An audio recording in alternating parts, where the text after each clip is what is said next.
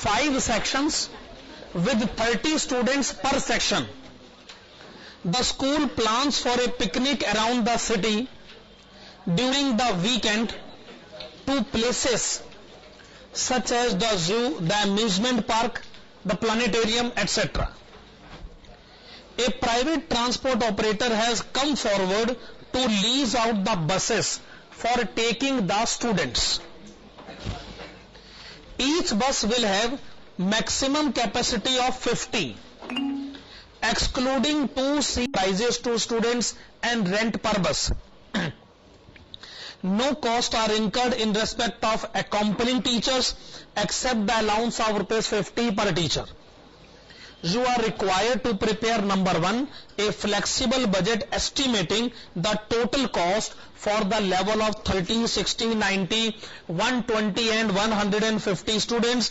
Each item of cost is to be indicated separately. Sorry. Compute average cost per student at these levels. आप heading डालिएगा flexible budget, flexible budget.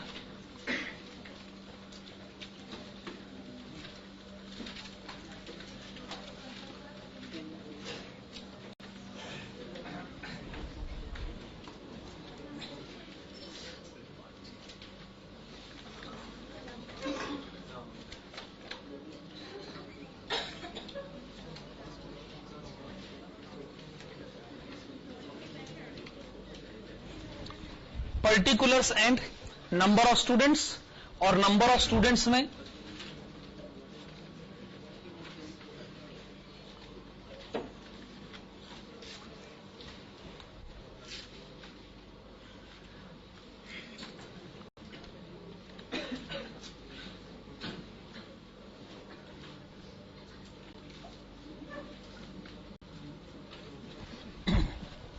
Okay 30, 60, 90, 120 and 150.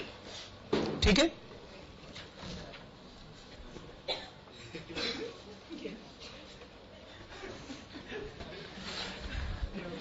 चलिए सबसे पहले लिखेगा variable expenses.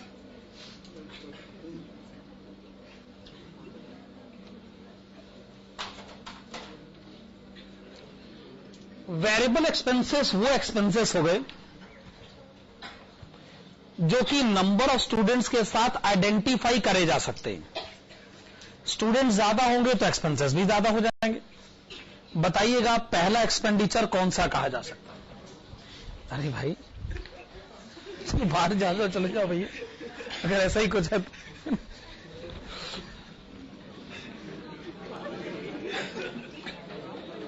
साहब जी बता ही दो भैया, हंसी किस बात पर आ रही है, बता ही दो भाई. कोई चुटकुला सुनाया होगा इन्होंने, हंसी इनकी रुक नहीं रही. अब आप सुनाई दो, सबको सुना दो. अच्छा अगर ऐसा तो नहीं, हंसी इनको आ रही है तो सुना दो भैया.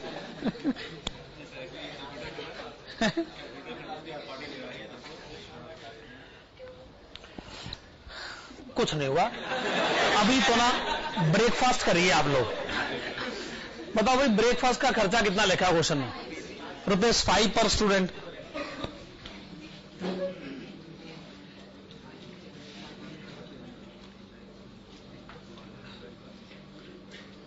तो 30 स्टूडेंट का खर्चा बताइए. 150 रुपए, उसके बाद 300 रुपए, 450, 600 रुपए और आखिर में 750 रुपए. हो गया ब्रेकफास्ट? हाँ जी. अब क्या करना है?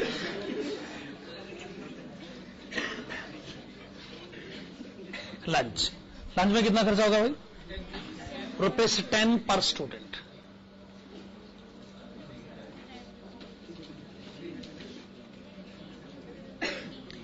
तो ये हो गया 300 रुपए, 600 रुपए, 900 रुपए, 1200 रुपए और आखिर में 1500 रुपए. अब क्या करना है? अब जाए उसमें खर्चा कितना होगा? ₹3 पर स्टूडेंट.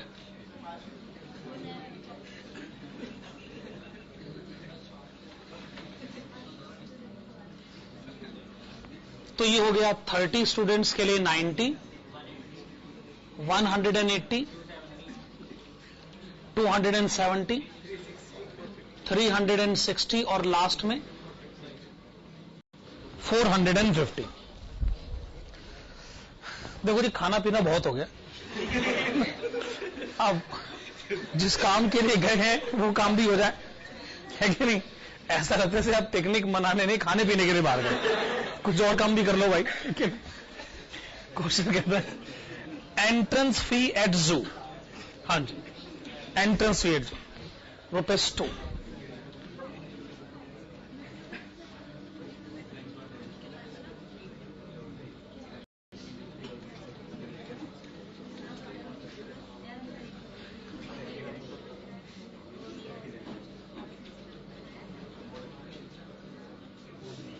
ओके, ₹2 पर स्टूडेंट, तो ये हो गया ₹60, 120,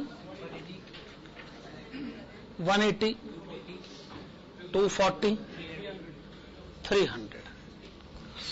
आपने वो सारे एक्सपेंसेस लिख लिए कि जिनको हम स्टूडेंट्स के साथ आइडेंटिफाई कर पा रहे थे। तो 30 स्टूडेंट्स के लिए कितने हो गए? 600। 60 स्टूडेंट्स के लिए कितने हो गए? 1200। 90 स्टूडेंट्स के लिए कितने हो गए? 1800। 120 स्टूडेंट्स के लिए 2400। 150 स्टूडेंट्स के लिए 3000। तो आपने वेरिएबल एक्सपेंसेस सारे ही लिख ली, वेरिएबल एक्सपेंसेस आपने सारे लिख ली। अब आप लिखेंगे फिक्स्ड एक्सपेंसेस। आप वो एक्सपेंसेस लिखेंगे जिनका नंबर ऑफ स्टूडेंट से कुछ लेना देना नहीं। जैसे एक क्वेश्चन में लिखा है prize money, total prize money कितना? 250 रुपए। अब आप जानते हो स्टूडेंट्स कितने भी क्यों ना हो, हमने तो प्राइस 250 रुपए ही देना। कम स्टूडेंट्स होंगे तो भी 250 का प्राइस दे देंगे। अच्छा, ये भी बड़ी अजीब सी बात है कि कितने मर्जी स्टूडेंट्स क्यों ना हो, फर्स्ट हमेशा एक ही बच्चा आता है ना? 500 स्टूडेंट हो तो भी उसमें से एक ही फर्स्ट आता है, तो जो फर्स्ट आएगा उसको 250 रुपए दे देंगे, बात खत्म, जितने मर्जी स्टूडेंट्स क्यों ना हो। दूसरा फिक्स कॉस्ट बताइए।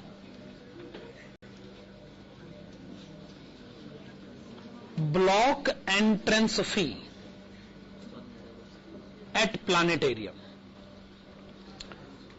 ब्लॉक एंट्रेंस फी से आपका मतलब क्या है कि नंबर ऑफ स्टूडेंट्स ना उसमें काउंट नहीं होते, ब्लॉक अमाउंट पे करा जाता है। यानी जितने भी स्टूडेंट्स हो, स्कूल के जितने भी स्टूडेंट्स आ जाएं, वो स्टूडेंट्स काउंट नहीं करेंगे। उन्होंने कहा जी 250 रुपए दे दो और जितने मर्जी स्टूडेंट्स आ जाओ।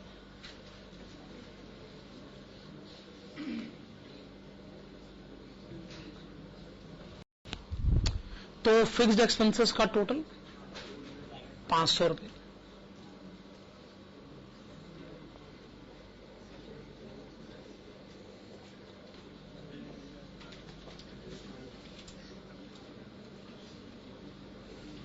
यहां तक ठीक है? अब आप क्या करेगा, अब आपको लिखना है semi variable expenses.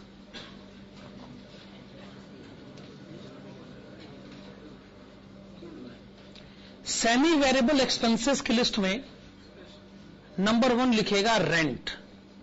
Rent of बस ₹650 पर बस। देखो जी, ये वो सेमी वेरिएबल एक्सपेंस है जिसके बारे में हम ये बता ही नहीं सकते कि इसमें वेरिएबल पोर्शन कितना है और इसमें फिक्स्ड पोर्शन कितना। ये खास किस्म का सेमी वेरिएबल कॉस्ट होता है। जैसे अगर तो स्टूडेंट जाएंगे 30, तो एक ही बस किराए पे लेनी होगी ना, तो एक बस का किराया कितना देना होगा? 650 रुपए। अगर 60 स्टूडेंट जाएंगे या 90 स्टूडेंट जाएंगे तो आप 2 बस किराए पे लेके जाएंगे, 2 बसों का किराया कितना हो गया? 1300 रुपए। अगर 120 स्टूडेंट लेके जाओगे या 150 स्टूडेंट लेके जाओगे तो 3 बस किराए पर होंगी, और 3 बस का किराया हो गया 1950 रुपए। ठीक है ना?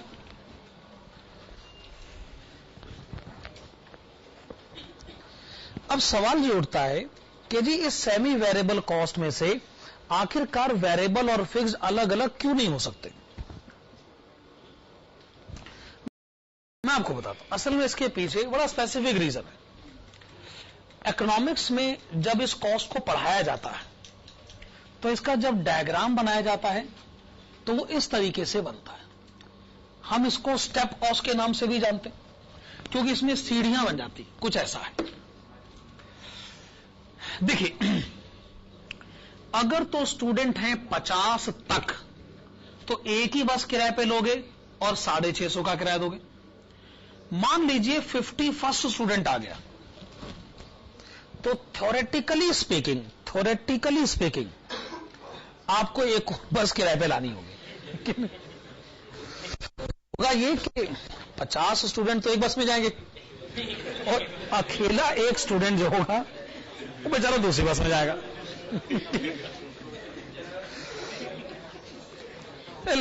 आप चाहें तो 25 इधर 26 उधर कर लीजिए, वो आपकी मर्जी। बट थ्योरेटिकली स्पीकिंग ऐसा तो नहीं सकता उस बच्चे को एडजस्ट कर लेते, ये तो अलाउड नहीं।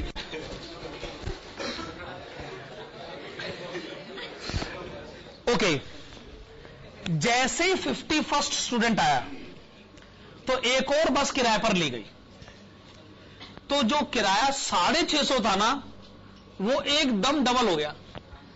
डबल हुआ कि नहीं हुआ? अच्छा, 52nd स्टूडेंट आया, अब क्या करें? कहीं अभी तो बड़ी सीटें खाली पड़ी, उसी बस में बैठो। 53rd स्टूडेंट आया, उसी बस में बैठा। मैं कहता हूं 100th स्टूडेंट तक भी आए तो भी उसी बस में बैठना है, यानी खर्चा नहीं बढ़ेगा। 101st स्टूडेंट आया, तीसरी बस आ गई, 650 का खर्चा बढ़ गया। इसका मतलब ये खास किस्म की कॉस्ट है, ये बड़ी देर तक सेम रहती है, लेकिन एक लेवल को टच करके ये कॉस्ट जंप कर जाती है, बड़ी ज्यादा बढ़ जाती है। फिर ये बड़ी देर तक सेम रहती, फिर एक लेवल को टच करके सीधा जंप करती, फिर ऐसे। इसका डायग्राम ऐसे करके बन जाता, इसलिए इसको स्टेप कॉस्ट भी कहते हैं। और ये वो सेमी वेरिएबल कॉस्ट है कि जिसके वेरिएबल और फिक्स पोर्शन को अलग नहीं किया जा सकता, इसलिए मजबूरी में हम भी अलग लिख रहे। अच्छा, नंबर 2 बताइए कौन सी?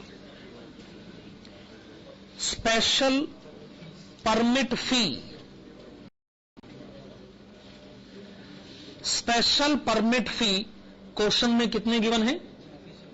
₹50 पर बस।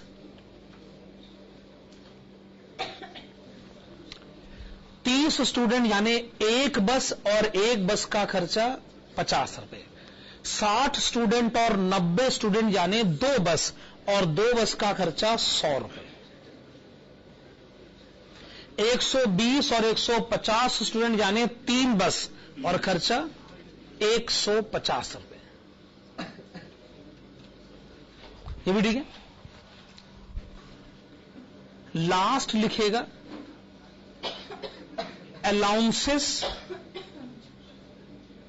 टू टीचर्स, लिखेगा अलाउंसेस टू टीचर्स। एक बस में 2 टीचर जाएंगे, एक एक टीचर को 50 रुपए दिए जाएंगे।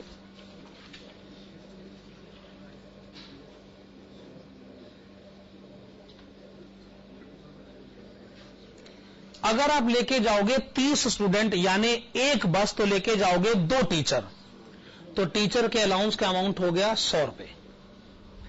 अगर आप 60 या 90 स्टूडेंट लेके जाओगे, 2 बस लेके जाओगे, 4 टीचर लेके जाओगे, 200 रुपए, और आखिर में 300 रुपए।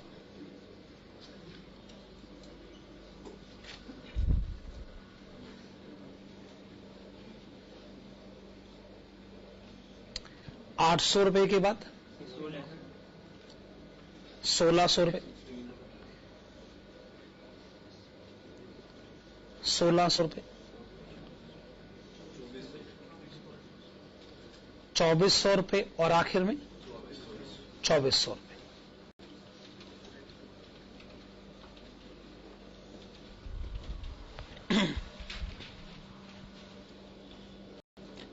फिर तो जी हम टोटल कॉस्ट भी बता सकते हैं।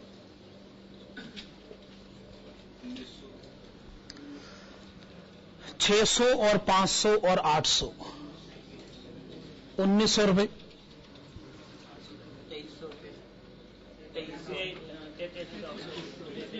3300 रुपए,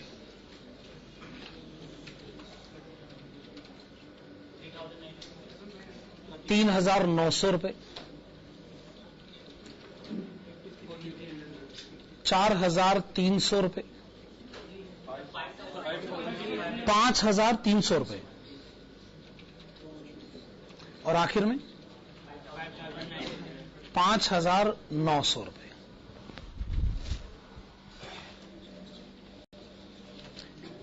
अब लास्ट में कैलकुलेट करेंगे average cost per student.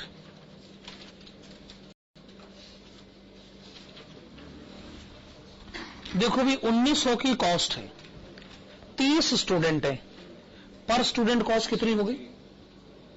63.33। 3300, 60 student 55। 3900, 90 student 43.33। 5300 44.17, last में 39.33। 39.33।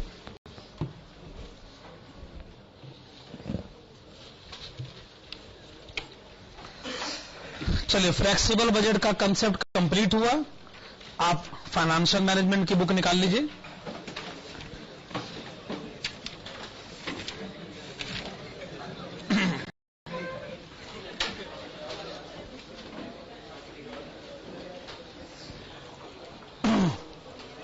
पिछली क्लास में जो लीज फाइनेंसिंग के क्वेश्चन हुए थे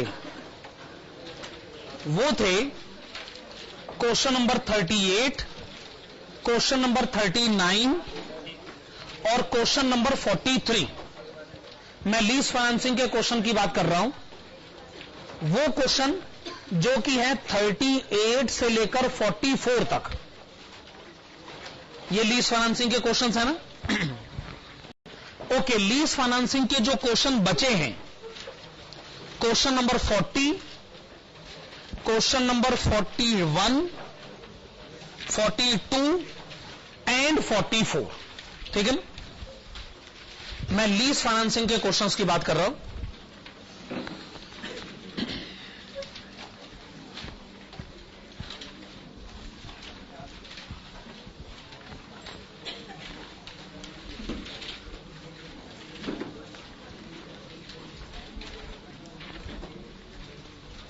चलिए आइएगा पेज नंबर 95 पर, पेज नंबर 95, और आप पढ़िएगा क्वेश्चन नंबर 40।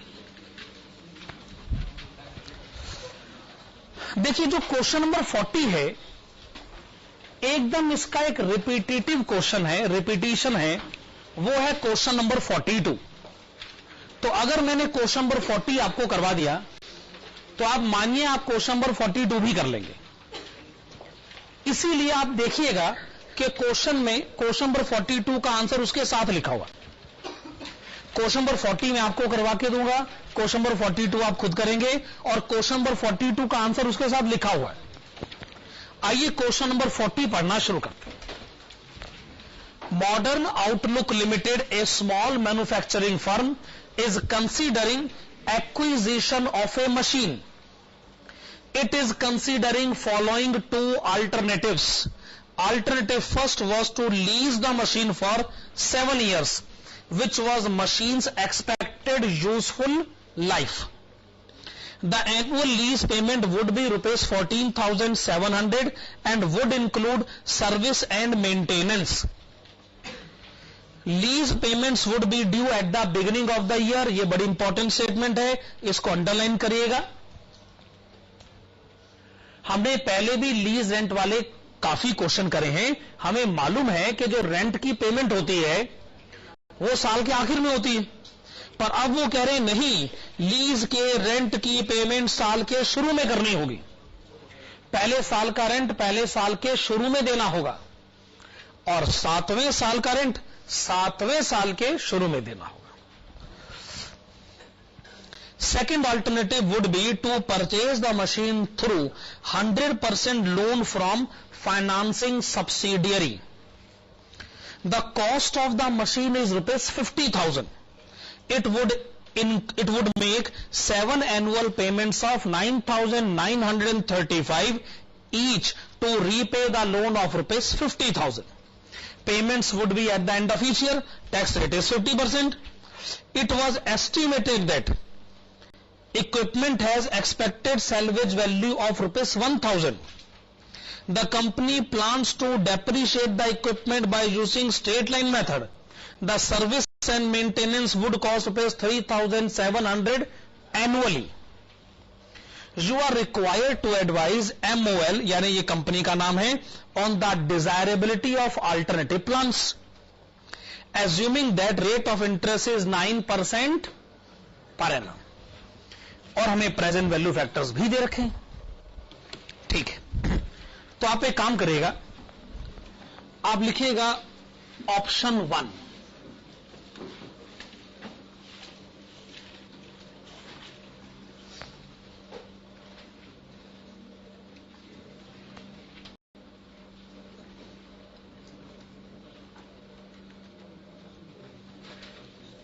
लीज ऑप्शन, पहला ऑप्शन हमारे सामने है लीज ऑप्शन।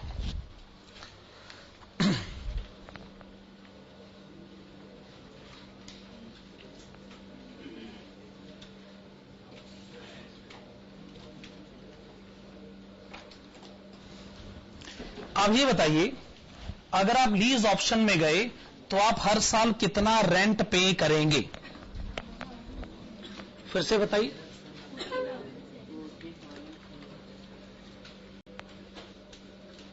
14,700। क्या आपको रेंट के अलावा भी कोई और अमाउंट पे करना है?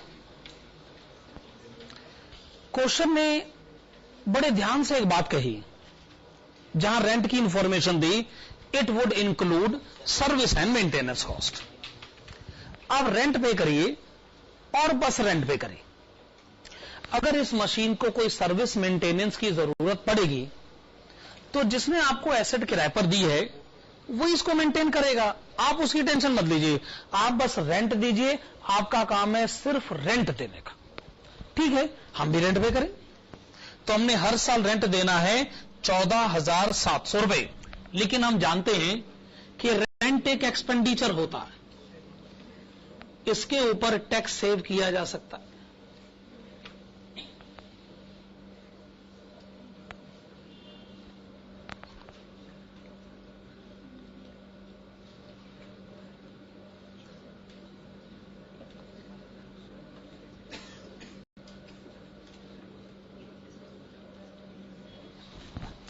तो आपने आधा टैक्स सेव कर लिया, बाकी जो आधा आ गया उसे आप क्या कहना चाहेंगे? Effective cash outflow.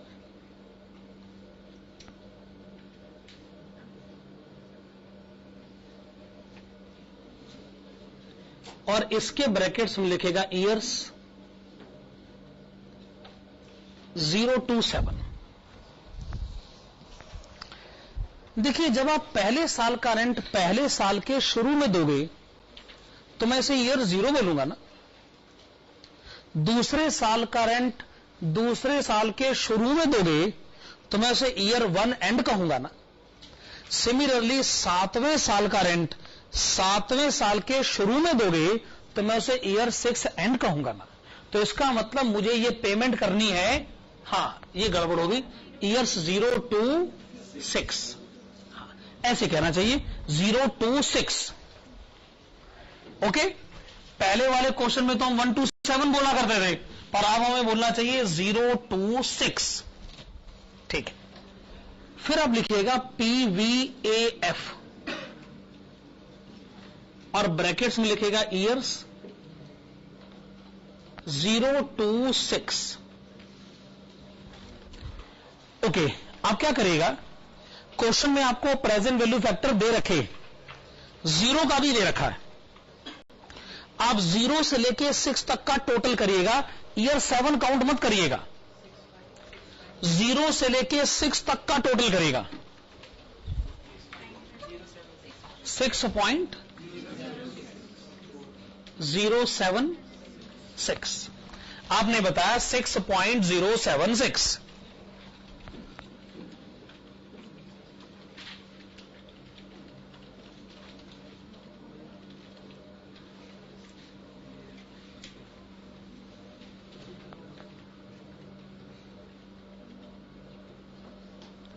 तो आपने लिखा present value of effective cash outflow. क्या लिखा, present value of effective cash outflow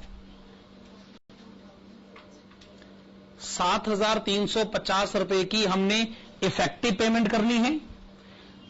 हम इसे मल्टीप्लाई करेंगे 6.076 से। दोबारा बोलिए, 44659 आपने बताया 44659। ऑप्शन 1 तो डील हो भी गया, आपने इफेक्टिव कैश आउटफ्लो पता किया और उसको आपने PVAF से मल्टीप्लाई करा। पोजीशन क्लियर है। आइए अब हम ऑप्शन नंबर 2 की तरफ बढ़ें।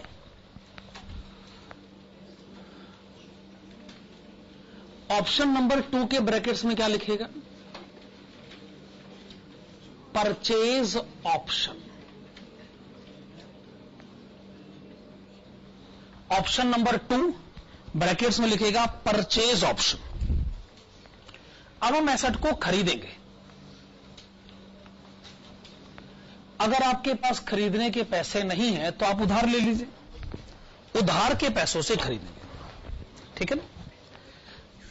अब हम ये जो केस डील करने जा रहे हैं ना, बड़ा कॉम्प्रिहेंसिव केस है और इसमें आपको अच्छी खासी नॉलेज भी मिलेगी। बहुत ध्यान से समझने वाला केस। पहले हमने जो लीज फाइनेंसिंग के क्वेश्चन करे हैं ये उससे काफी हद तक अलग है। खैर, पहले मैं आपको ये बता दूं कि आपको कॉलम्स कितने बनाने हैं।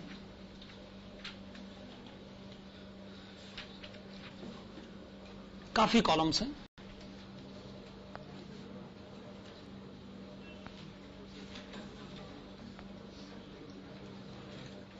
लोन में एक तो होगा ओपनिंग बैलेंस,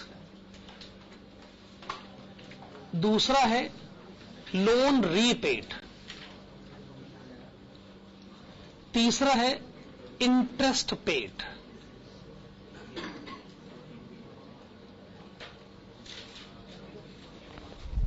मैं ये कहूंगा, एक बार ना आप ऑब्जर्व कर लीजिएगा, ओपनिंग बैलेंस है, लोन रीपेड है और इंटरेस्ट पेड है। इसके बाद है डेप्रीसिएशन। अच्छा, डेप्रीसिएशन के बाद क्वेश्चन में एक और एक्सपेंडिचर दे रखा है, एक और एक्सपेंडिचर दे रखा है, उसका नाम है सर्विस एंड मेंटेनेंस कॉस्ट। हमें उसको भी डिस्कस करना पड़ेगा।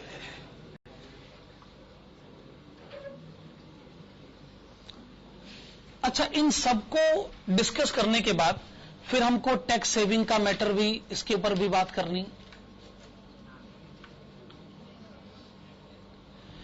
टैक्स सेव्ड के बाद ही हम क्या बता सकते हैं, इफेक्टिव कैश आउटफ्लो।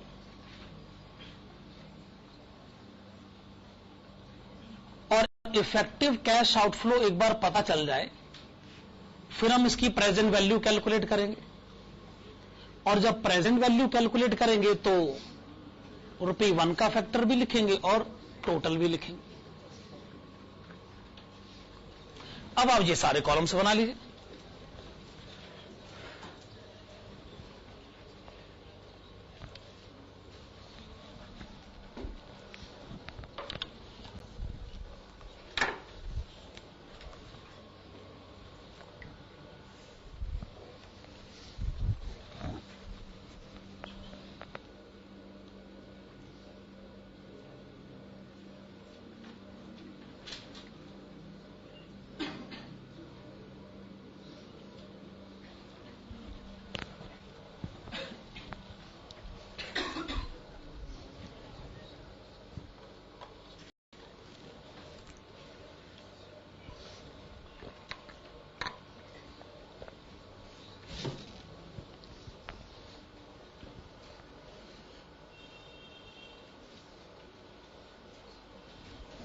करें शुरू।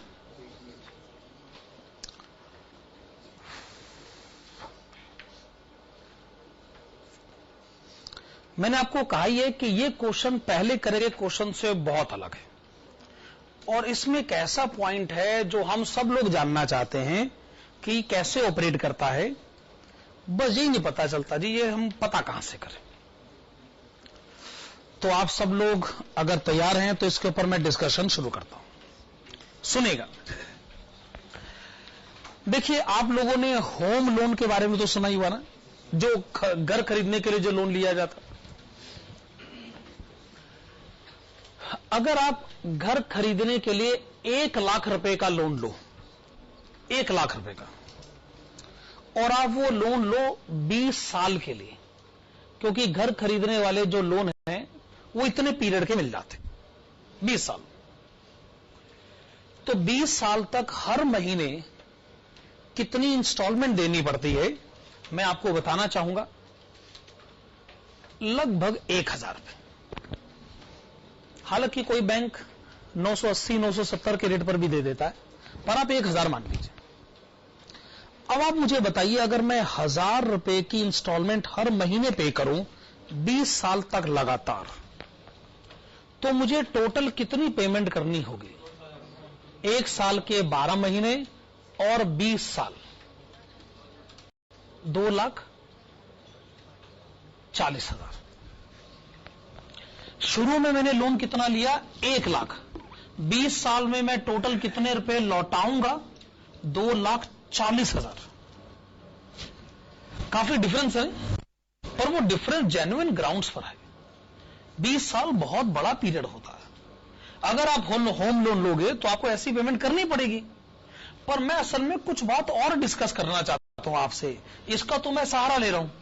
मैं जो बात डिस्कस करना चाहता हूं वो ये है कि पहले साल की पहले महीने की इंस्टॉलमेंट 1000 और आखिरी साल के आखिरी महीने की इंस्टॉलमेंट भी 1000। How is that possible? वही तो मैं कह रहा हूं, ये कैसे हो सकता है कि जी पहली इंस्टॉलमेंट भी 1000, आखिरी इंस्टॉलमेंट भी 1000? भाई कुछ तो फर्क होना चाहिए ना। आखिरकार ये ईएमआई का जो झंझट है, जो कंसेप्ट है, ये कैसे अप्लाई होता है? इंस्टॉलमेंट एक जैसी कैसे हो सकती है? यह अपने आप में एक सवाल है कि हमें इस सवाल का जवाब ढूंढना है, और यकीन मानिए यह क्वेश्चन आपको इस सवाल का जवाब देगा। देखिए, इस क्वेश्चन में लिखा है कि हमने लोन लिया है 50,000 रुपए का, यह क्वेश्चन में लिखा है, और हमने 7 साल तक हर साल पेमेंट करनी है 9,935। भाई अगर मैं 9,935 की 7 इंस्टॉलमेंट देता हूं तो ये कितना आता है? 69,545। अगर मैं 50,000 का लोन लेकर 69,545 की पेमेंट करता हूं तो बैलेंस 19,545 क्या? इंटरेस्ट। 50,000 तो मुझे लौटाना ही था, मैंने उसके अलावा जो दिया वो इंटरेस्ट है ना, है कि नहीं? लेकिन बड़े ध्यान से इन्होंने हर साल की पेमेंट 9,935 फिक्स कर दी। यही तो डिस्कस करना है कि हर साल की पेमेंट फिक्स कैसे हो जाती है कि नहीं? आइए शुरू करते हैं। देखो जी, जब पहला साल चला तो लोन का ओपनिंग बैलेंस कितना था? 50,000 रुपए। ओके,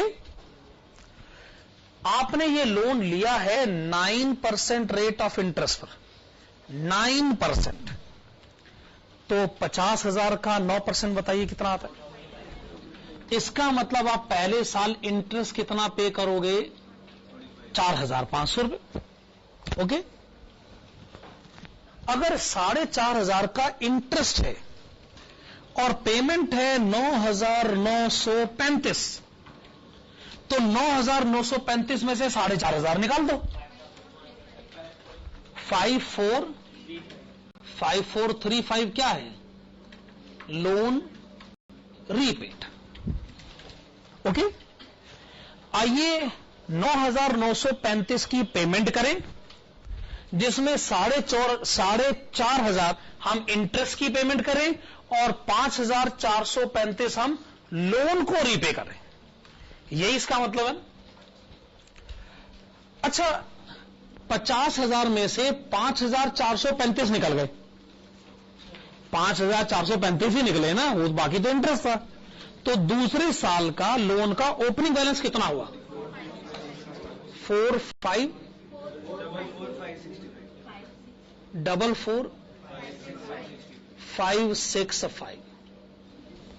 ठीक है ना? ये दूसरे साल का ओपनिंग बैलेंस बन गया।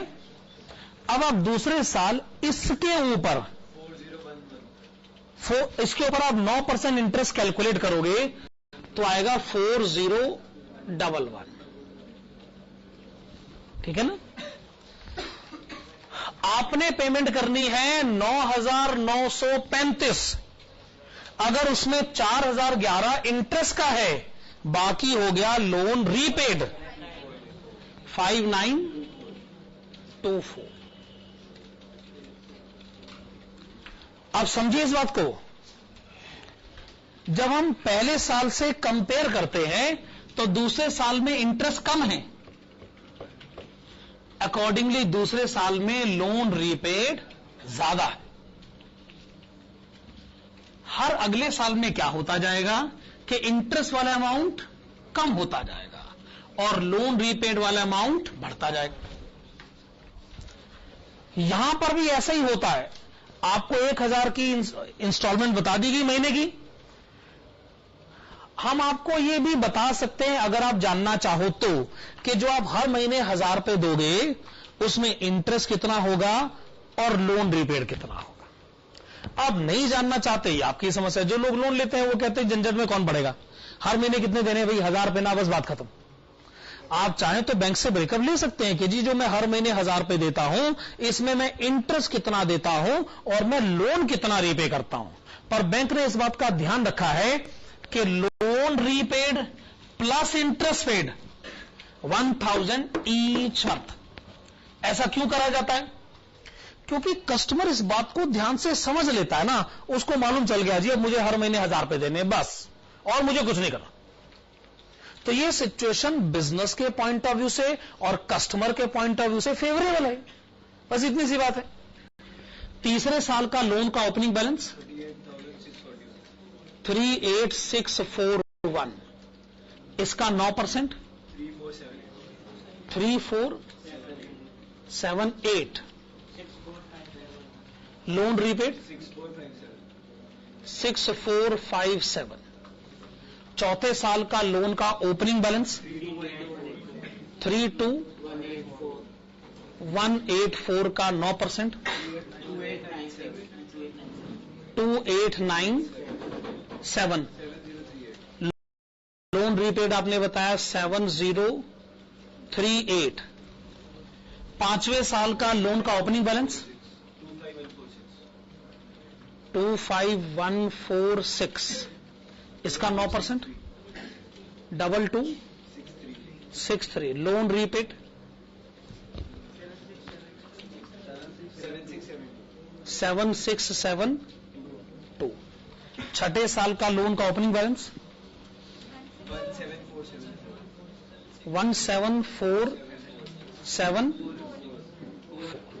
17474, इसका 9%, 1573, लोन रीपेड 8362, सातवें साल लोन का ओपनिंग बैलेंस 9112, इसका 9%, आपने बताया 820, पर आप लिखिएगा 823, आप 3 रुपए ज्यादा बढ़ाकर लिख दीजिए। फिर आप मुझे बताइए लोन रीपेड कितना हो गया?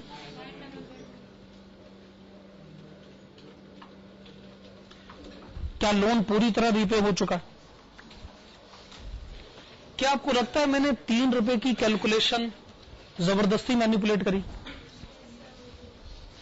मैं मैनिपुलेट ना करता तो फिर मैं क्या कर सकता था बताइए? मैनिपुलेट करना तो जरूरी था, वरना आप अगर इंटरेस्ट यहां 820 लिखवा देते तो मैं लोन रीपेड कितना लिखता?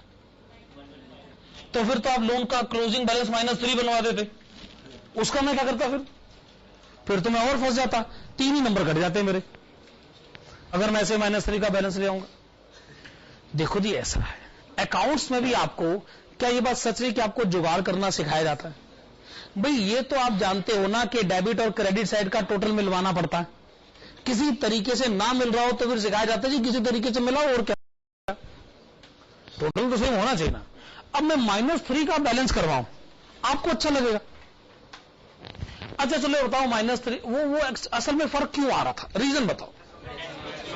6 साल से अप्रोक्सीमेशन कर रहे थे, अगर हर साल 50 पैसे भी इधर के उधर हो जाएं तो 6 साल में 3 रुपए इधर के उधर नहीं हो जाएंगे? तो अगर मैंने 3 रुपए का अप्रोक्सीमेशन कर भी दिया तो मुझे नहीं लगता कि इसके ऊपर कोई हाई तौबा मचाई जानी चाहिए। ठीक है, इतना तो चलता ही है। खैर, डेप्रिसिएशन के मुद्दे पर आए।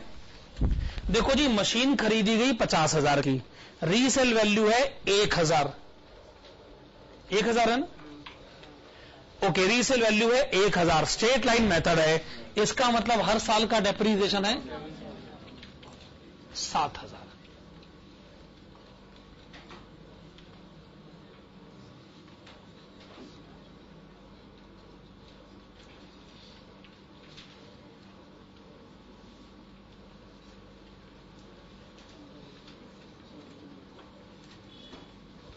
सर्विस मेंटेनेंस का खर्चा कितना है? 3,700 रुपए।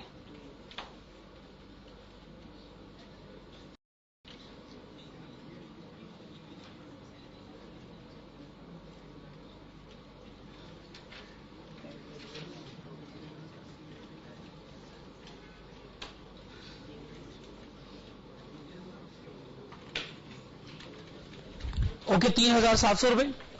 अब सवाल ये उठता है जी आप टैक्स कितना सेव करेंगे? उससे पहले सवाल ये उठता है कि कौन कौन से एक्सपेंसेस हैं। एक्सपेंसेस 3 हैं, interest, depreciation and service and maintenance. आपने करना क्या है? Interest plus depreciation plus service and maintenance और उसका 50% एक्सपेंडिचर का टोटल करिए और उसका 50% टैक्स सेव करिए। पहले साल की टैक्स सेविंग बताएं। 7,000, ये आपने मुझे पहले साल की टैक्स सेविंग बताई। दूसरे साल की टैक्स सेविंग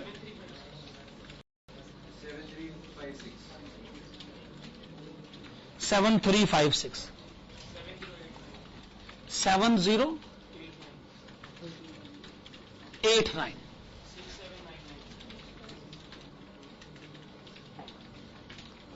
6799, 6482,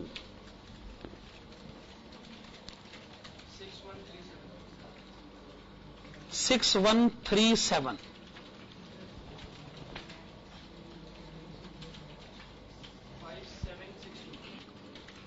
5762। ओके, आपने बताया 5762। टैक्स सेव्ड भी आपने बता दिया। अब इफेक्टिव कैश आउटफ्लो हम कैसे पता करें? अगर लोन रीपेड है 1, इंटरेस्ट पेड है 2, सर्विस मेंटेनेंस है 3, टैक्स सेव्ड है 4, तो इफेक्टिव कैश आउटफ्लो का फॉर्मूला 1 + 2 + 3 - 4। ठीक है ना?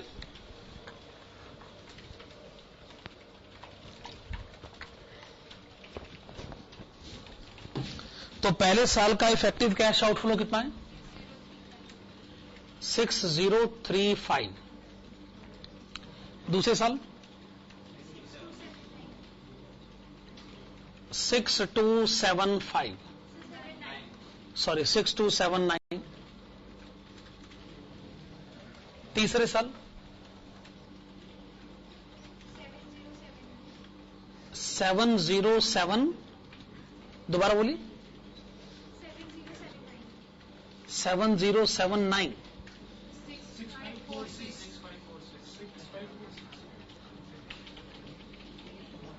6546। फोर्थ ईयर का बताइए।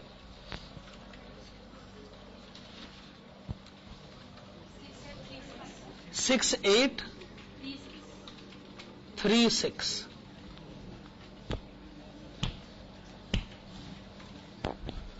पांचवें साल का बताइएगा। 71, फिर से बताइए। 7153। ये आपने पांचवें साल का इफेक्टिव कैश आउटफ्लो बताया। फिर से बताइए। 7498, 7873, 7873।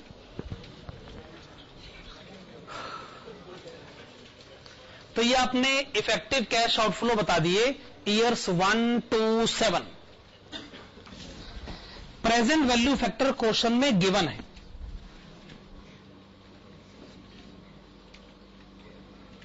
.952, 0.907, 0.864,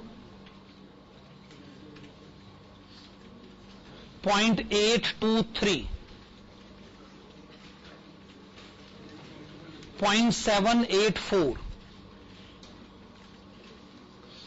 0.746, 0.711, 39521।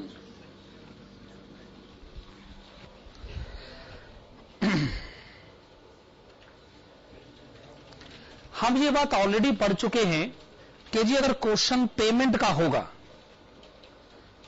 तो अगर क्वेश्चन में इनफ्लो आ जाए तो इनफ्लो हमारे पेमेंट के आंसर को कम कर देगा। ये बात हम पढ़ चुके। अब क्या है कि मशीन है तो अपनी ना, 7 साल के बाद हम इसे बेचेंगे, बेचकर हमें पैसे मिलेंगे, कैश इनफ्लो होगा। इनफ्लो आउटफ्लो के आंसर को कम कर देगा। तो आइए आउटफ्लो के आंसर को कम करें। Minus present value of salvage value. देखो, आपने शुरू में मशीन खरीदी थी 50,000 की, आपने 7 साल में टोटल डेप्रीसिएशन लगा दिया 49,000। 7वें साल के आखिर में इसकी बुक वैल्यू होगी 1,000। बेचोगे भी 1,000 में, तो बेचकर कोई प्रॉफिट लॉस तो होगा नहीं। तो इसका मतलब 7वें साल के आखिर में मिल गए 1,000। लेकिन इसकी प्रेजेंट वैल्यू जानने के लिए आप इसे 0.711 से मल्टीप्लाई करेंगे।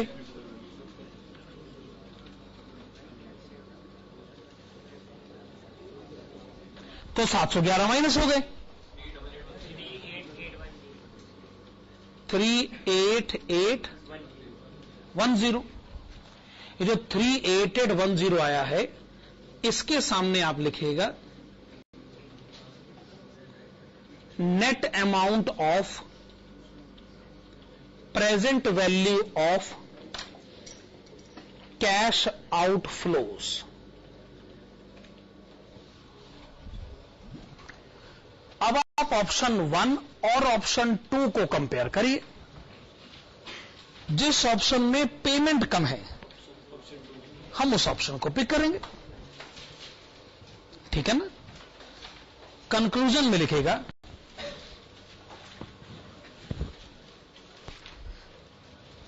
में लिखेगा since present value of cash outflows, since present value of cash outflows are less in option 2,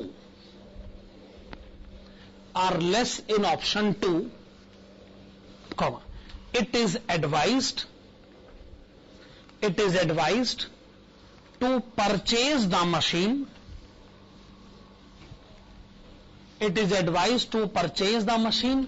by taking loan from the financing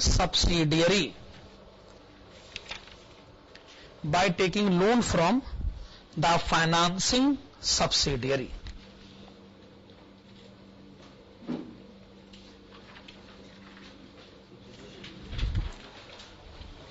So please come to question number 44. Question number 44 पर आइएगा। PQR Limited has decided to acquire a new car. The cost of the car is rupees 40 lakhs and the company has two alternatives. Number 1, taking the car on lease, and number 2, purchasing the car through own funds. देखिए, हमने lease financing के बड़े सारे question करे हैं, उसमें asset हम किराए पर लाए हैं, एसेट हमने खरीदी भी है, उधार के पैसों से भी खरीदी। अब क्वेश्चन कहेगा तो अपने पैसों की भी खरीद लेंगे, है कि नहीं? मैं कहता हूं अपने पैसों में खरीदना तो हमारे लिए ज्यादा आसान ऑप्शन है।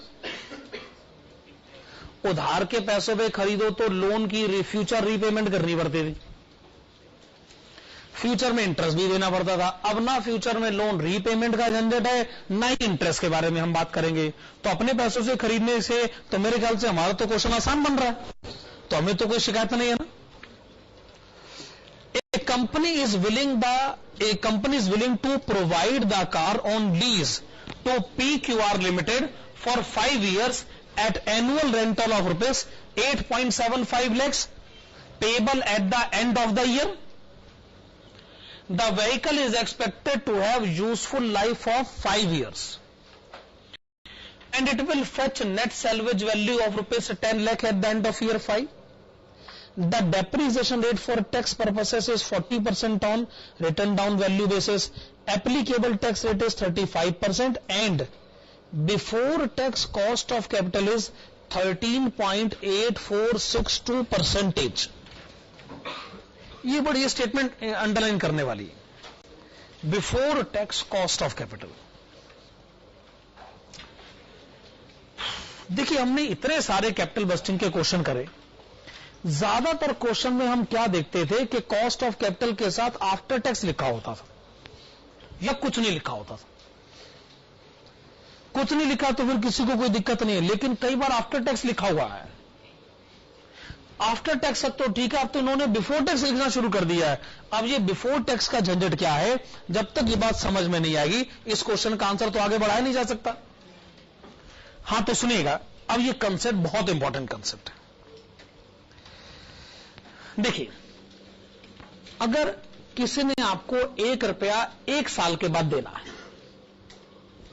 तो आपने उसे कहा जी एक काम करो, आज आप 0.909 दे दो, मैं इसी में सेटल करने को तैयार हूं, और ये 10% के रेट पर कैलकुलेट किया गया। 10% के रेट पर फ्यूचर में 1 साल के बाद मिलने वाले 1 रुपए की आज कीमत 0.909 है।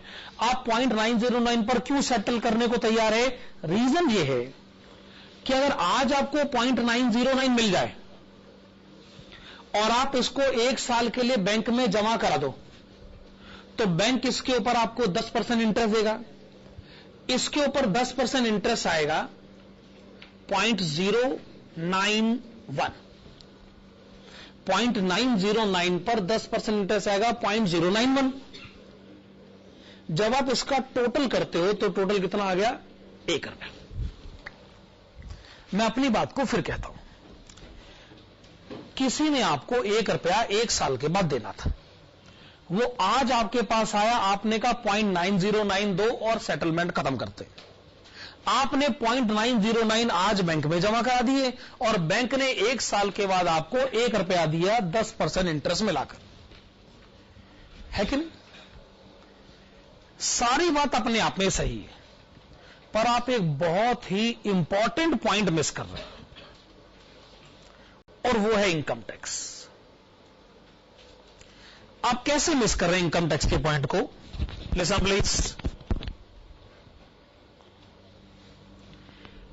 ये जो 0.091 आप इंटरेस्ट की बात कर रहे हैं, मत भूलिए कि इंटरेस्ट टैक्सेबल इनकम में काउंट होता और गवर्नमेंट को इंटरेस्ट इनकम पे टैक्स देना पड़ता है।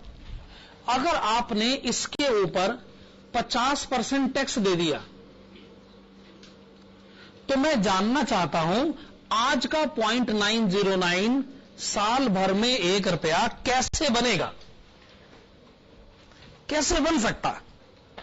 माना आप इंटरेस्ट कमाते हैं, लेकिन उसके ऊपर तो आधा तो टैक्स चला गया, तो फिर आज का 0.909 साल भर में 1 रुपया कैसे बन सकता है? यह अपने आप में एक सवाल है कि नहीं? तो मैं आपको इसका इलाज बताता हूं। आप कोई ऐसा बैंक ढूंढो जो आपको 10% नहीं 20% इंटरेस्ट देता। मान लीजिए वो मुझे 20% इंटरेस्ट देता, तो जानते हैं 0.909 का 20% कितना आता है? 0.182 अप्रोक्सीमेटली। अच्छा, आपने 0.182 कमाया, फिर आप इसके ऊपर ना 50% टैक्स दे दो, तो 50% टैक्स देने के बाद क्या बच गया? 0.091 और 0.909 में 0.091 ऐड करो तो आ गया 1 रुपया, है कि नहीं? आप कमाना चाहते हैं 20% टैक्स से पहले, है ना? दूसरे शब्दों में आप कमाना चाहते हैं 10% टैक्स के बाद। क्या ये बात सही? अरे अगर हमने ही टैक्स देना है तो हम फंस गए भाई। हम चाहते हैं कि हम कुछ कमाएं, लेकिन टैक्स का बर्डन उसके बाद हम निपटाना नहीं चाहते। हम जो भी कमाना चाहते हैं टैक्स के बर्डन के बाद कमाना चाहते हैं। सही बात है? इसलिए आज तक जितने भी क्वेश्चन आपसे पूछे गए उनमें कॉस्ट ऑफ कैपिटल के साथ या तो कुछ नहीं लिखा जाता था या आफ्टर टैक्स लिखा जाता था। और आप इस बात को समझ लीजिए कि जो भी प्रेजेंट वैल्यू कैलकुलेशन करी जाएगी वो उस कॉस्ट ऑफ कैपिटल पर होगी जो होगी आफ्टर टैक्स। बिफोर टैक्स पर हम कैलकुलेशन नहीं करेंगे, ये तो सीधी सी बात है। तो अगर इस क्वेश्चन में हमें cost of capital before tax दे रखा है तो पहले हमें इसको आफ्टर टैक्स बनाना पड़ेगा, उसके बाद ही हम इस क्वेश्चन का आंसर शुरू करेंगे। तो आइए क्वेश्चन को इस कंटेक्स्ट में हम लोग डील करते हैं। हमें बताया गया है before tax cost of capital 13.8462%। तो आप लिखिएगा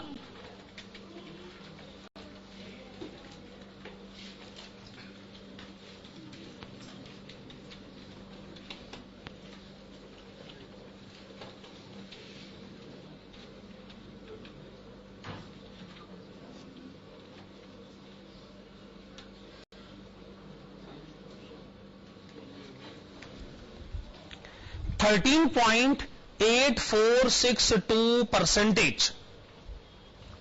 before tax cost of capital 13.8462%। ये हमें कॉस्ट ऑफ कैपिटल गिवन है बिफोर टैक्स, पर हमें कॉस्ट ऑफ कैपिटल चाहिए आफ्टर टैक्स। तो आप क्वेश्चन पढ़िए, बताइए टैक्स रेट आपको कितना गिवन है? 35%।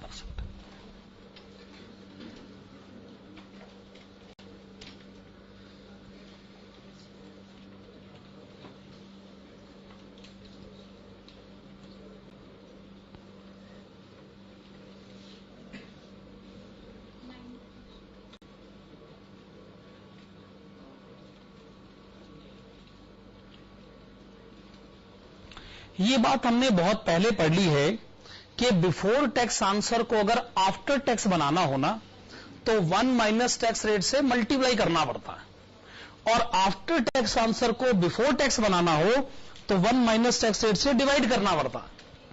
तो multiplied with 1 minus tax rate.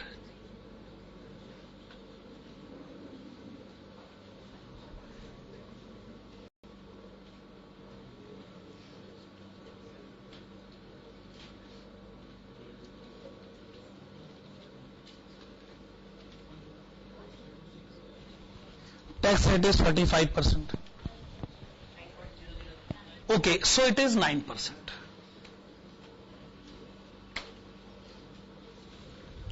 After tax cost of capital is 9%.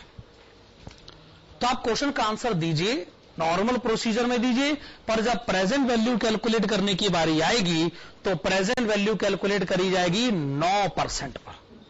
Present value calculate करी जानी चाहिए उस कॉस्ट ऑफ कैपिटल पर जो कि है आफ्टर टैक्स। तो आपने यहां तक लिख लिया है, आप इसके नीचे लिखेगा hence the present value calculations, the present value calculations must be done, the present value calculations must be done at rate of 9%, at rate of 9%.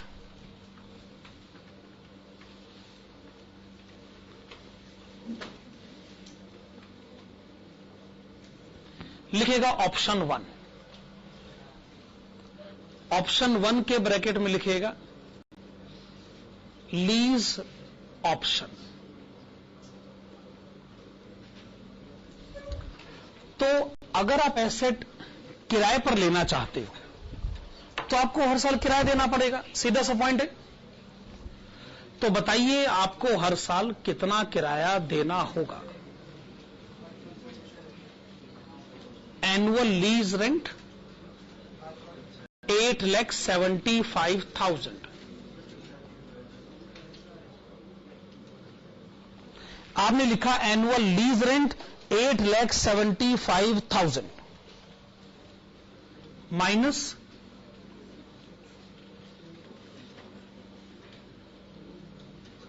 Tax saved at rate of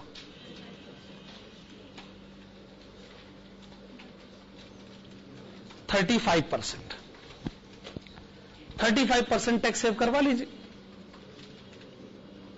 कितना है? 306,250। डिफरेंस बताइए। 568,750। ये जो आया है 568,750, इसके सामने लिखिएगा इफेक्टिव कैश आउटफ्लो। ये आ गया इफेक्टिव कैश आउटफ्लो, और इसके ब्रैकेट्स में लिखेगा ईयर्स 1 to 5। पहले साल से लेकर 5वें साल तक ये पेमेंट करनी पड़ेगी आपको।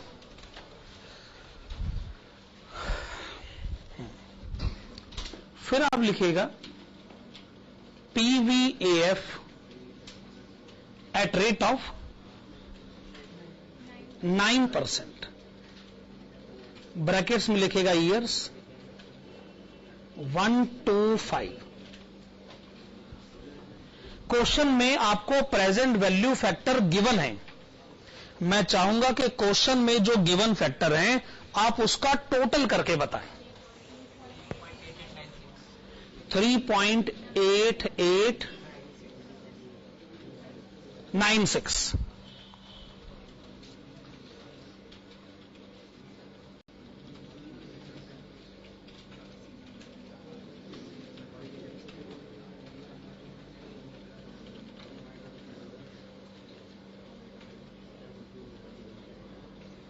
Present value of effective cash outflow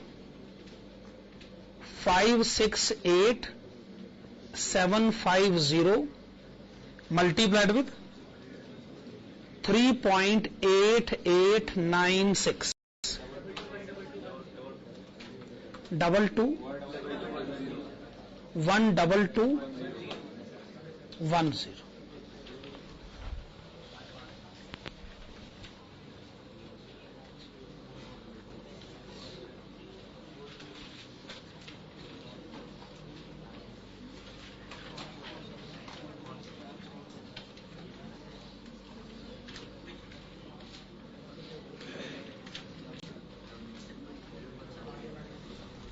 Okay, listen please. Option 2 purchase option. इस क्वेश्चन में परचेज का ऑप्शन कंपैरेटिवली बहुत आसान है, क्योंकि हमने अपने पैसों से एसेट खरीद ली। अगर अपने पैसों से एसेट खरीदेंगे तो पेमेंट हमको उसी समय करनी पड़ेगी। आखिरकार इनिशियल पेमेंट किसे कहते हैं? What exactly is initial payment? अगर मैंने एसेट खरीदी, मैंने पैसे दिए, तो इसका मतलब मैंने इनिशियल पेमेंट करी। तो आप लिखिएगा इनिशियल पेमेंट। कितनी इनिशियल पेमेंट लिखिए वैसे? ₹40 लाख, 40 लाख रुपए।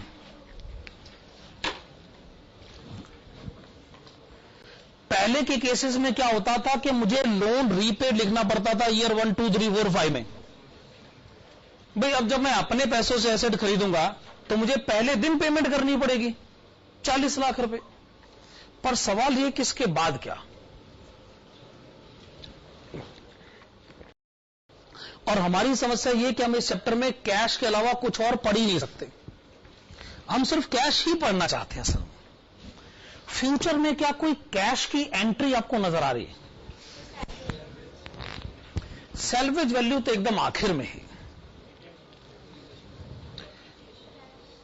अच्छा, फ्यूचर में डेप्रीसिएशन रिकॉर्ड होगा, पर डेप्रीसिएशन में तो कैश होता ही नहीं। क्या है कैश? है आने वाले 5 साल में डेप्रीसिएशन रिकॉर्ड होगा। माना डेप्रीसिएशन में कैश नहीं है, पर डेप्रीसिएशन की वजह से टैक्सेबल इनकम तो कम होगी, और टैक्सेबल इनकम के कम होने से टैक्स तो बचेगा, और जो टैक्स बचेगा वो तो कैश होता है। क्या ये बात सही है? अब आप लिखिएगा इसके आगे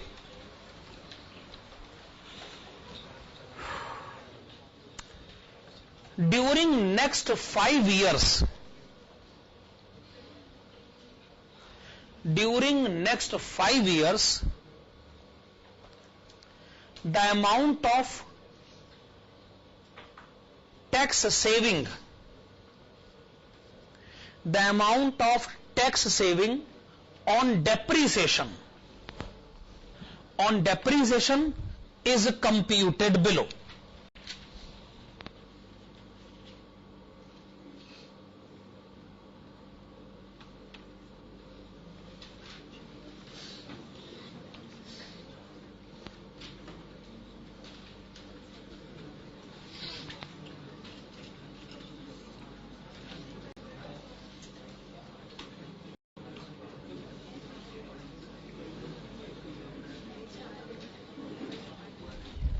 Yes. Year depreciation at rate of 40%, tax saved at rate of 35%, present value at rate of 9%, ₹1 and total.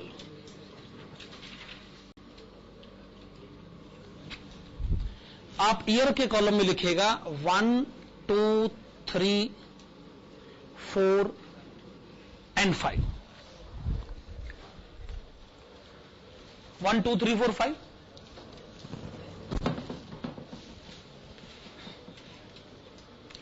देखिए, आपने कार खरीदी अपने पैसों की और कार आपने खरीदी 40 लाख की। इसके ऊपर 40% डेप्रीसिएशन आप हर साल क्लेम करेंगे WDV मेथड के हिसाब से। तो पहले साल का डेप्रीसिएशन 16 लाख रुपए और हर अगला डेप्रीसिएशन पिछले डेप्रीसिएशन के मुकाबले 60%। दूसरे साल का डेप्रीसिएशन 9,60,000। तीसरे साल का डेप्रीसिएशन 5,7 ओके 5,76,000। चौथे साल का डेप्रीसिएशन 3,4,5,6,000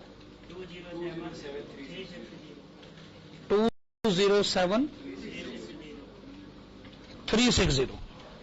ओके, आने वाले 5 साल में ये हर साल डेप्रीसिएशन रिकॉर्ड होगा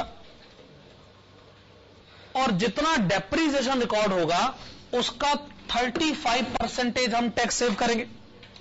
तो 16 लाख का अगर डेप्रीसिएशन रिकॉर्ड हो गया तो 16 लाख का 35% टैक्स बचाया जा सकता है। 5,60,000 3,36,000 2,01,600 1,20,960 7,576। तो आप मानते हैं डेप्रीसिएशन भले ही कैश नहीं है, पर डेप्रीसिएशन पे जो टैक्स सेव किया जा सकता है वो तो फ्यूचर कैश सेविंग है। पर ये कैश सेविंग हमें फ्यूचर में होगी। हम तो जिसकी प्रेजेंट वैल्यू कैलकुलेट करेंगे, प्रेजेंट वैल्यू जो है उसके फैक्टर्स हमें गिवन है 0.9174,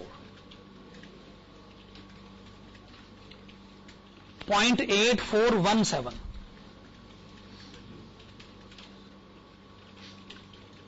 0.7722, 0.7084, 0.6499। तो जो भी टैक्स सेव होगा फ्यूचर में, आप मुझे उसकी प्रेजेंट वैल्यू का टोटल बता दीजिए।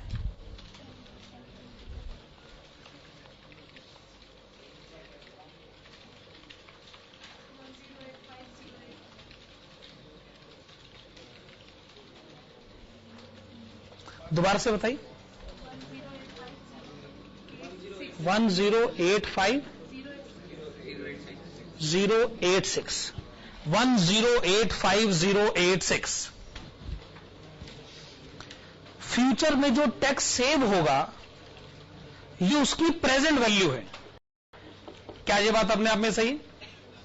ओके, एक काम और करिएगा, आप बताइएगा present value of salvage value. Present value of salvage value. अच्छा, 5 साल के बाद हम इस कार को बेचेंगे तो बेचकर हमको कितने रुपए मिलेंगे? 10 लाख रुपए। पर वो मिलेंगे तो 5वें साल के आखिर में ना, तो 0.6499 से मल्टीप्लाई करें। 6,49,900 6,49,900। अच्छा, ये कैलकुलेशन यहां तक हो चुकी है। हम ये ऑलरेडी कह चुके हैं कि क्वेश्चन पेमेंट का है, पेमेंट के बारे में बात करें। आपने शुरू में पेमेंट के बारे में बात करी, पर आप बाद में ये सेविंग के बारे में बात करने लगे। आखिर में आपने सैल्वेज वैल्यू के बारे में बात कर दी।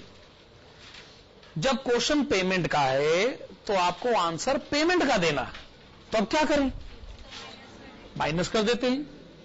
तो हम क्या पता कर लेते हैं, net amount of present value of cash outflows is equal to 40 lakh की पेमेंट आप शुरू में करें। हां सुनिए, हमने क्या कहा, 40 लाख पहले दिन चला गया, ओके, उसकी तो वही प्रेजेंट वैल्यू है, जो पहले दिन गया उसकी तो वही प्रेजेंट वैल्यू है ना। ये आने वाले 5 साल की सेविंग है, इनफ्लो है, इनफ्लो आउटफ्लो के आंसर को कम कर देगा। तो आइए आउटफ्लो के आंसर को कम करें, -10,85,086।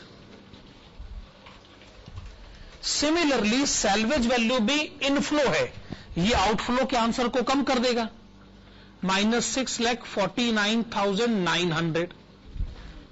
आंसर कितना आ गया, 22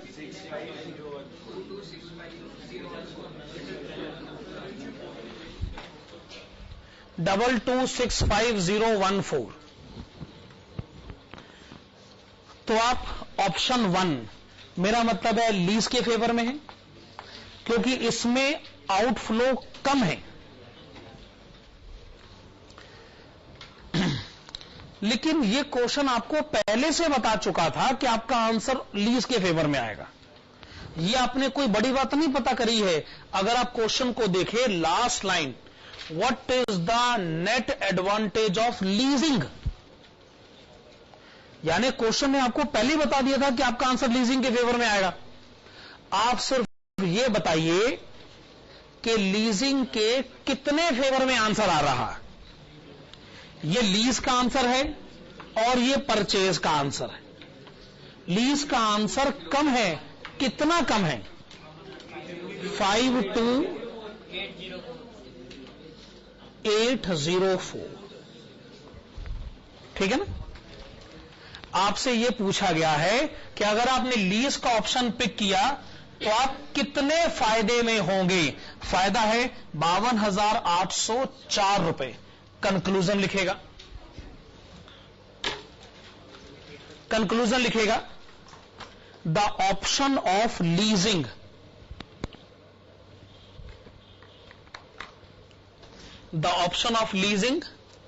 will be favorable. The option of leasing will be favorable to the extent of rupees 52,804। और ये कैसे आया जरूर बताइएगा ब्रैकेट्स में, this amount minus this amount.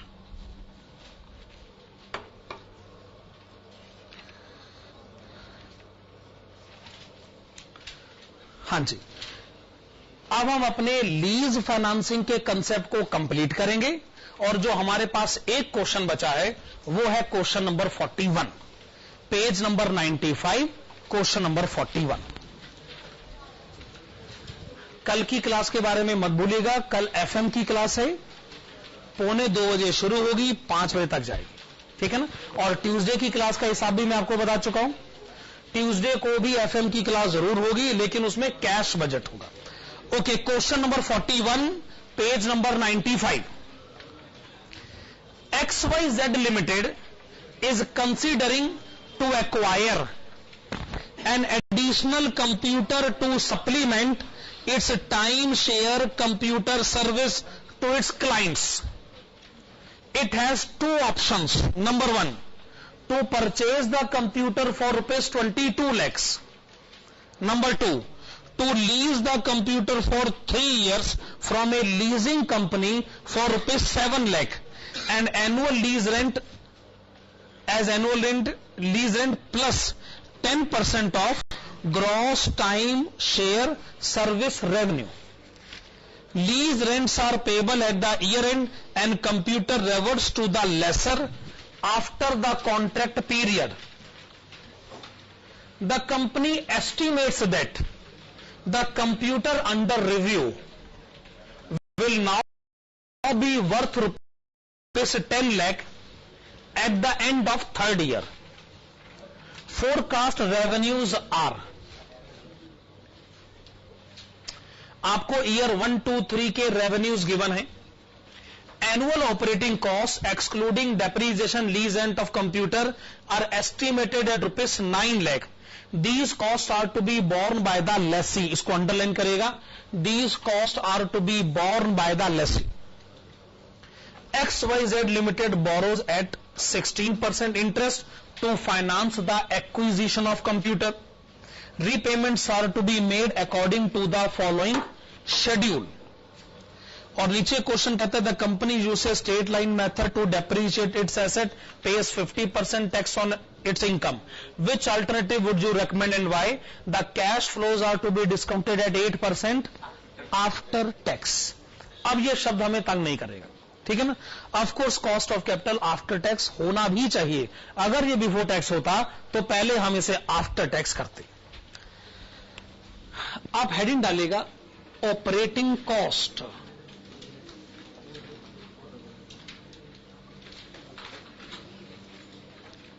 इस क्वेश्चन में ऑपरेटिंग कॉस्ट का अमाउंट गिवन है rupees 9 lakh.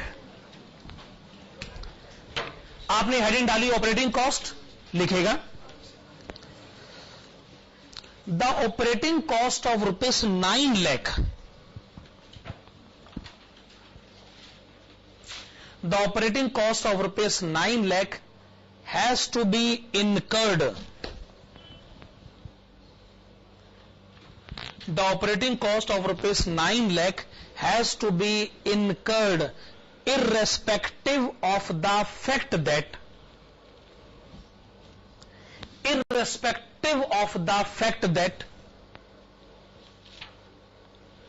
the computer is purchased.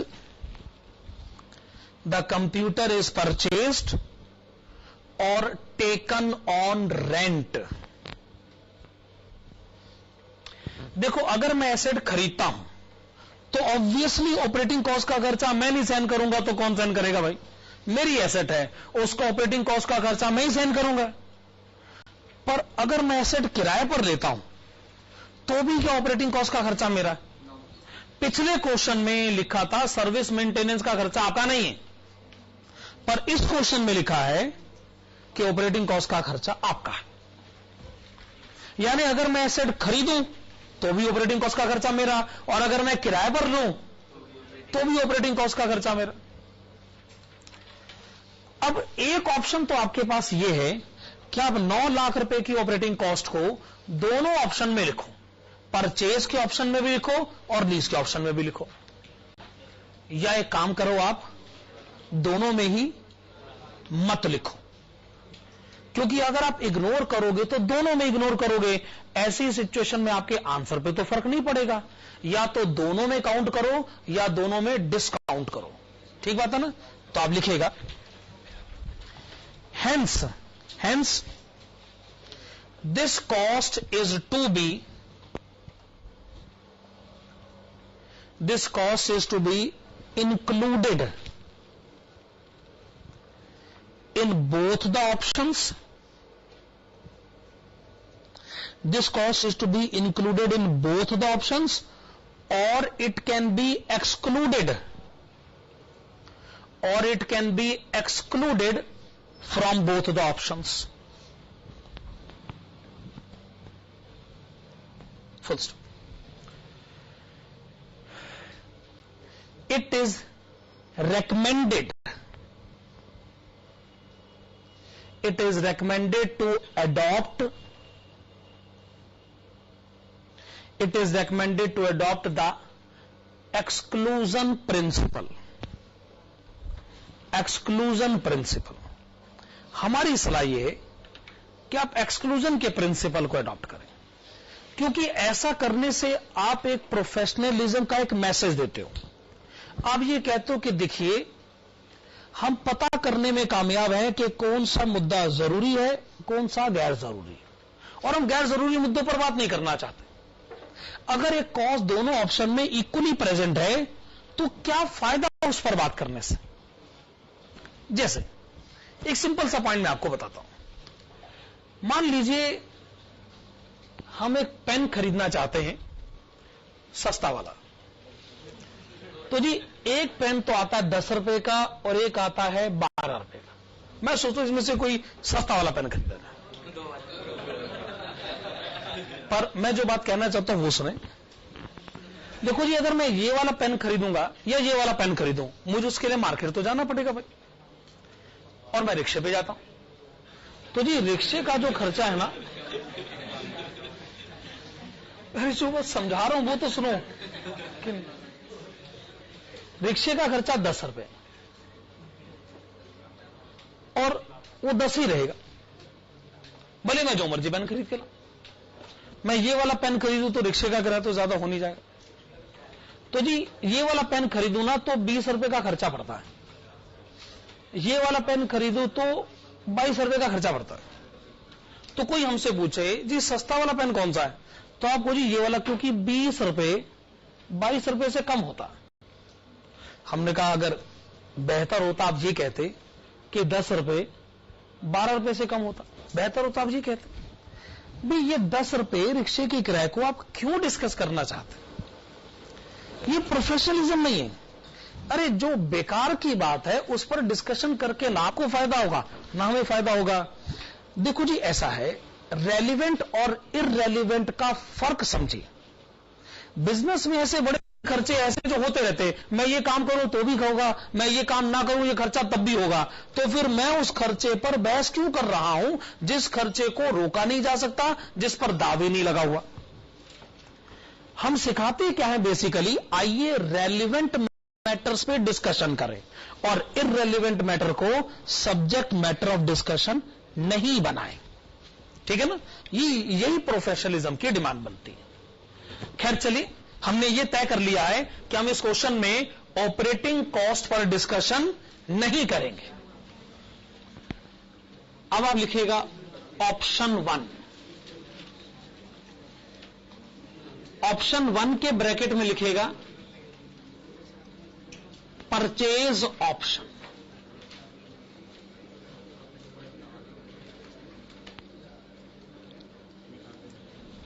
Yes, option 1 के ब्रैकेट में लिखेगा परचेज ऑप्शन।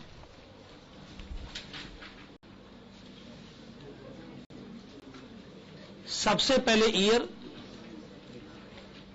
फिर लोन रीपेड, उसके बाद है इंटरेस्ट पेड,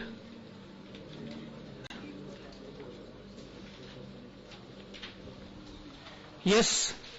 परचेज ऑप्शन में जो आपको कॉलम्स बनाने हैं, year, loan repaid, interest paid, depreciation,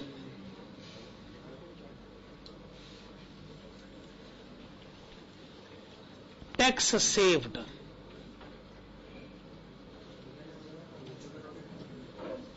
then effective cash outflow,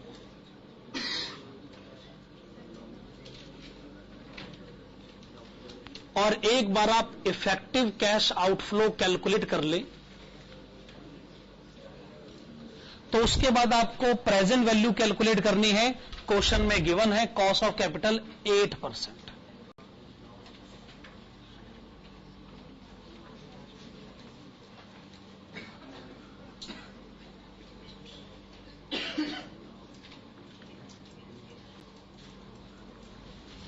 हाँ जी, ये हम परचेज ऑप्शन को डिस्कस करना चाहेंगे।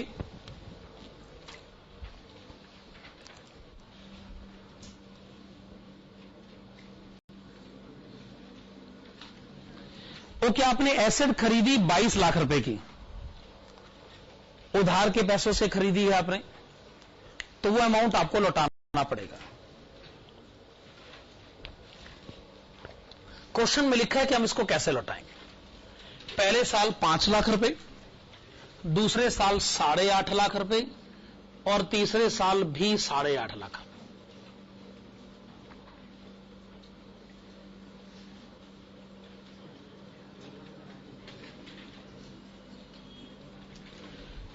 देखिए वैसे तो इंटरेस्ट हम खुद भी कैलकुलेट कर सकते हैं, पर क्वेश्चन में इंटरेस्ट अगर ऑलरेडी कैलकुलेटेड गिवन है तो फिर हमें एज इट इज लिख लेना चाहिए। पहले साल इंटरेस्ट हम देंगे 3,52,000, दूसरे साल इंटरेस्ट हम देंगे 2,72,000, तीसरे साल इंटरेस्ट हम देंगे 1,36,000। क्वेश्चन में ये सारी इंफॉर्मेशन डायरेक्टली गिवन है। देखो जी, कंप्यूटर है 22 लाख रुपए का। इंफॉर्मेशन ये है कि 3 साल के बाद उसकी कीमत रह जाएगी 10 लाख। इसका मतलब हमें 3 साल में डेप्रीसिएशन लगाना है 12 लाख। स्ट्रेट लाइन मेथड है तो हर साल डेप्रीसिएशन लग जाना चाहिए 4 लाख रुपए।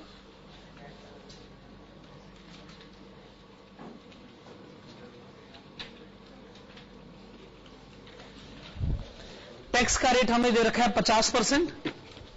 तो आप एक काम करिएगा, इंटरेस्ट और डेप्रीसिएशन पर 50% टैक्स सेव करिए। तो पहले साल की टैक्स सेविंग 3,76,000, 3,36,000,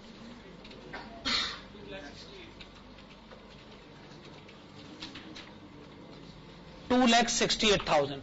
अगर मैं लोन रीपेड को कहता हूं 1, इंटरेस्ट पेड को 2, टैक्स सेव्ड को 3, तो इफेक्टिव कैश आउटफ्लो हो गया 1 + 2 - 3, 1 + 2 - 3। तो पहले साल का इफेक्टिव कैश आउटफ्लो 4,76,000, दूसरे साल 7 लाख। एक मिनट, 1 + 2 - 3, दूसरे साल आपने बताया 7,86,000, तीसरे साल 7,18,000, 18,000 रुपए। यह आपने मुझे इफेक्टिव कैश आउटफ्लो बता दी ईयर 1, 2, 3 के।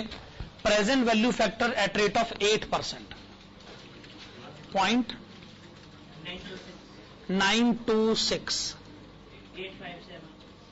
0.857, 0.794। ओके, 1684470, 1684470 क्वेश्चन आउटफ्लो का है। अगर इनफ्लो होगा तो आउटफ्लो का आंसर कम हो जाएगा, minus present value of salvage value. 3 साल के आखिर में, तीसरे साल के आखिर में हम इस कंप्यूटर को बेचेंगे 10 लाख रुपए में। मल्टीप्लाई करें 0.794 से,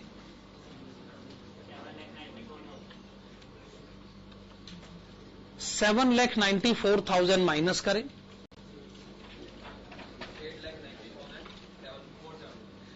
890,470, 890,470।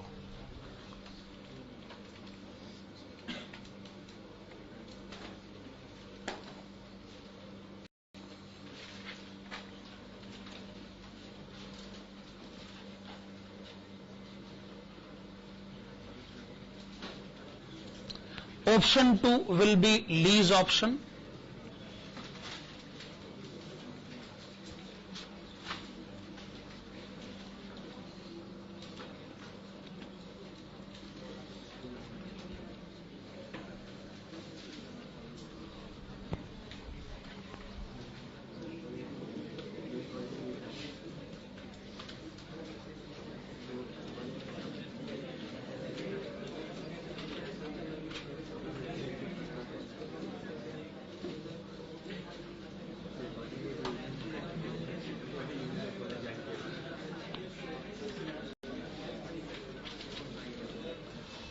यस, इस क्वेश्चन में असल में रेंट दो तरीके का है। एक को मैंने नाम दिया है बेसिक रेंट, दूसरे को 10% ऑफ रेवेन्यू। क्वेश्चन कहता है एक तो आपको हर साल रेंट देना है, दूसरा आपको हर साल रेवेन्यू का 10% पे करना। ये क्वेश्चन में लिखा है हम जो रेवेन्यू अरेंज करेंगे, मैनेज करेंगे, उसका 10% हमें रेंट देना पड़ेगा। तो हमें टोटल रेंट कितना देना है? एक बेसिक रेंट, दूसरा 10% ऑफ रेवेन्यू। अच्छा, जो भी रेंट हम पे करेंगे उसके ऊपर हमने 50% टैक्स सेव करना। फिर हमें पता चलेगा इफेक्टिव कैश आउटफ्लो। जैसे ही हमें इफेक्टिव कैश आउटफ्लो पता चलेगा, हम उसकी प्रेजेंट वैल्यू कैलकुलेट करना चाहेंगे 8% के रेट पर।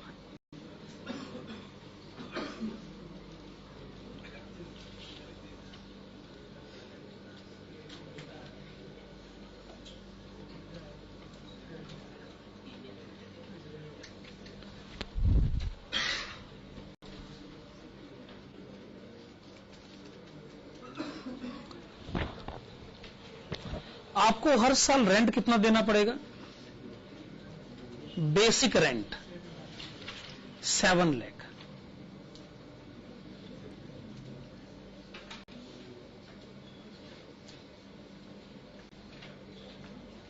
हर साल आपको रेंट कितना देना पड़ेगा?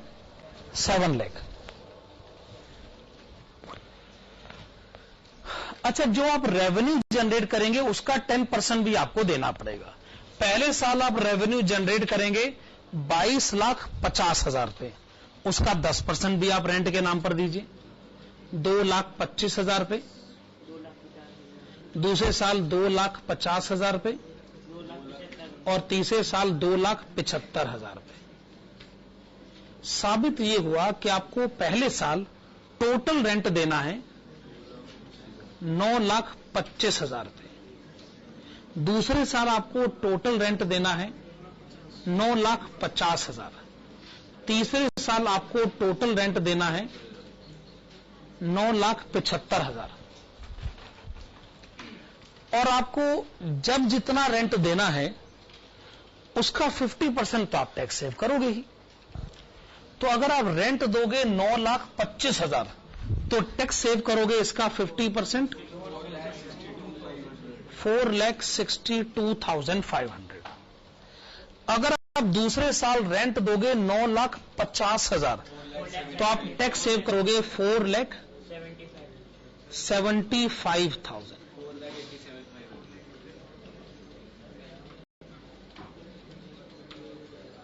4,87,500। ठीक है ना? अब इफेक्टिव कैश आउटफ्लो कैसे निकलेगा? जो total rent to be paid है उसमें से टैक्स सेव्ड माइनस कर दीजिए।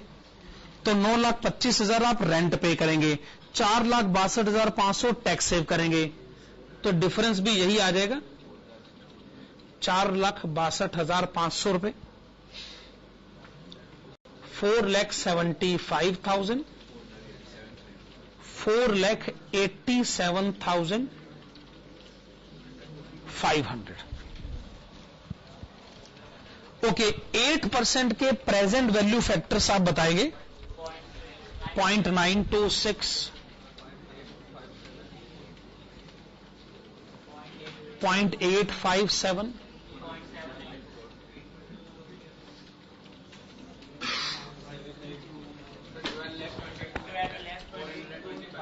12 lakh, 22,425।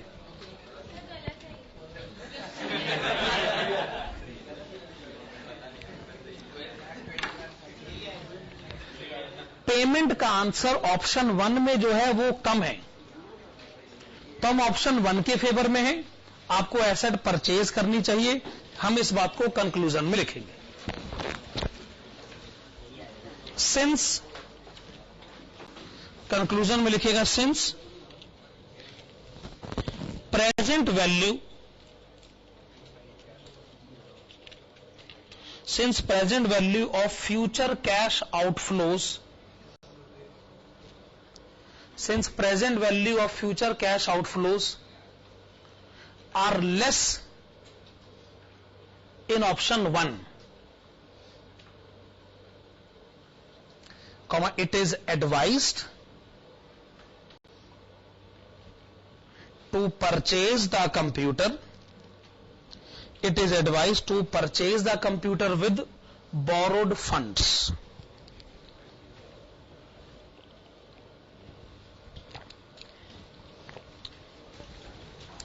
लीज फाइनेंसिंग का कंसेप्ट कंप्लीट हुआ. आज की क्लास भी कंप्लीट करते हैं. Thank you.